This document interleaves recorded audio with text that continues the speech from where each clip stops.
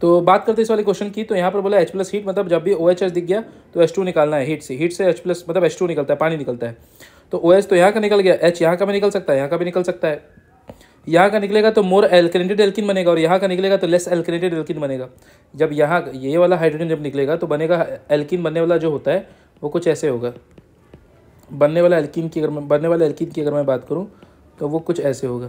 तो यहाँ पर जो एल्किन बना, इसके पास 1 अल्फ़ा 2 अल्फ़ा और 3 अल्फ़ा कार्बन होंगे, उनसे जुड़े 9 कुल मिला के अल्फ़ा हाइड्रोजन हुआ करेंगे। तो ये ज़्यादा स्टेबल हुआ करता है, ठीक है ना। अगर मैं यहीं पे अगर माइनर वाले बात की बात, तो ये वाला अगर एल्किन जब बनेगा तो ये बनेगा CH3 CH CH3, ठीक है ना, CH। अब यहाँ पे डबल बॉन्ड ये तुम्हारा साइड में बन गया, लेस एल्केनेटेड एल्किन। इसके पास अल्फा कार्बन एक ही, तो एक अल्फा हाइड्रोजन, तो ये लेस स्टेबल होगा, तो माइनर प्रोडक्ट बनेगा।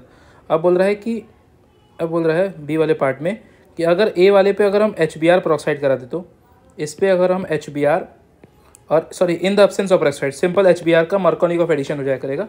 तो carbon containing doubly bonded carbon का वो कार्बन जिसके पास हाइड्रोजन की संख्या कम है, तो इसके पास हाइड्रोजन की संख्या कम है,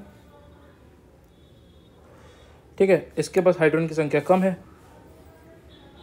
तो यहाँ पर अगर मैं चीज़ों को देखूँ तो यहाँ पे पहले इसका एल्कीन बना लो भाई साहब, ये OH नहीं होगा एक्चुअली में, ठीक है ना, ये इसके पास OH तो होगा नहीं। अब देखो एल्कीन, अब देखो इस पर अगर हम बात करें तो इसके पास हाइड्रोजन की संख्या जो है वो कम है, तो बोलेगा CH3C, ठीक है ना, Br CH3 CH2 CH3 बन जाएगा। तो पहला वाला तो या तो ये हो सकता है और या तो ये हो सकता है भाई, ये तो टर्मिनल एल्किन्स हो गए, तो ये तो हो गए नहीं, ये मोर एल्केनेटेड एल्किन यही हो गए। अब अगर मैं इसकी बात करूँ, सी वाले प्रोडक्ट की बात करूँ जो कि एक मेजर प्रोडक्ट है, तो सी वाला यही बनेगा, मार्कोनिकॉफ एडिशन के थ्रू होगा, क्योंकि अगर पेरोक्साइड होता तब एंटी मार्कोनिकॉफ लगता है, यहाँ पर पेरोक्साइड नहीं है, मतलब सिंपली मार्कोनिकॉफ रूल लगेगा।